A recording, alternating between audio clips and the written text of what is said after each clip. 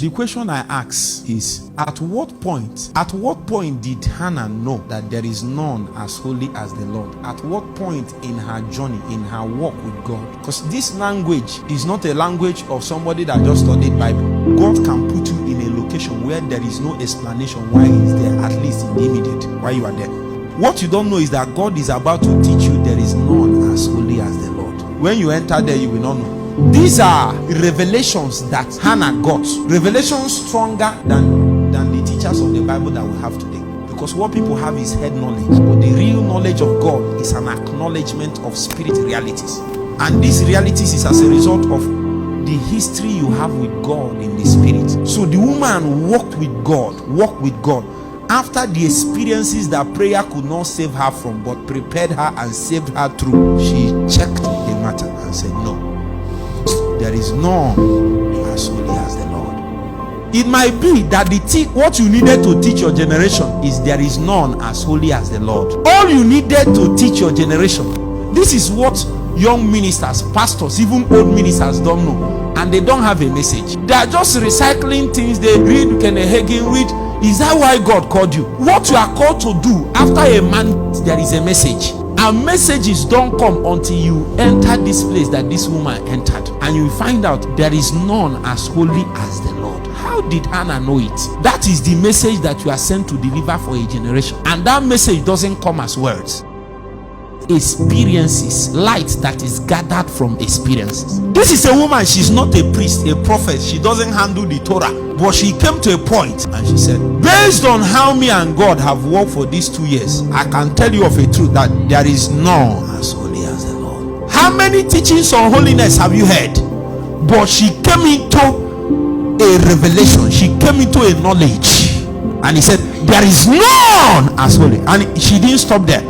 It seemed as if her seasons of barrenness was a seasons of exploration of God. It seemed as if it was not possible for her to know God in that measure if it was not for the things that she passed through. So she left for a generation a record, a testimony of a walk with God so robust that if we pay attention to it, we will enter into the same expanse. Walls that are gates into the knowledge of God. If you push the gate a little, you enter into something that you might never survive a lifetime. There is none as holy as the Lord. It might be all you need to serve your generation. Messages are not really preached. You become a message. That's the best way to represent the heart of God concerning his utterances. You become it. That's the real way to preach a message. Messages that you are not, or at least you are not pushing to become, that you preached, are wasted. Even if it excited the people, after 2 years they forget it. Neither is there any rock. Like, at what point did Hannah realize that God is a rock? This is a strange utterance. Since the days of Moses, nobody made this kind of utterance. Even Moses did not make it this clear. It was Paul in the epistles that told us that rock is the spiritual Christ, and they drank from it. A woman entered the seasons, the things that happened to her was a gateway of spiritual experiences. A spiritual man sees every occasion as a gateway to know God. You know what he's saying? Let me explain to you what this thing is saying. You don't know. This is what he's saying. He's trying to say that when you come and tell God you are unfair, you know what they will say in heaven? You are arrogant because you don't know anything.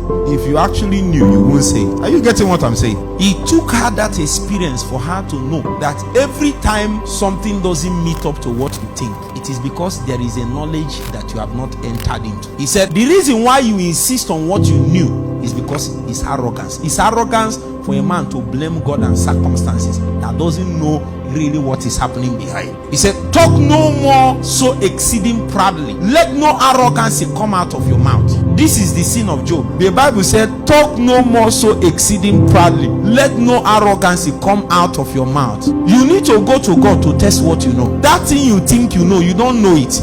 A man that probably rose up in 350th year of the suffering of the children of Israel in the land of Egypt will be angry with God. Why you not save us? He didn't know that there is a charter contained in the covenant, and the charter said 400 years. You are in 350 years. It has not yet been fulfilled, and you are one. God, despite the way I prayed, it is not given to your generation to experience it. Then another generation comes and steps into it. Some people can even be angry and feel that they don't deserve it. No, it is not given to your generation, it's given to this generation.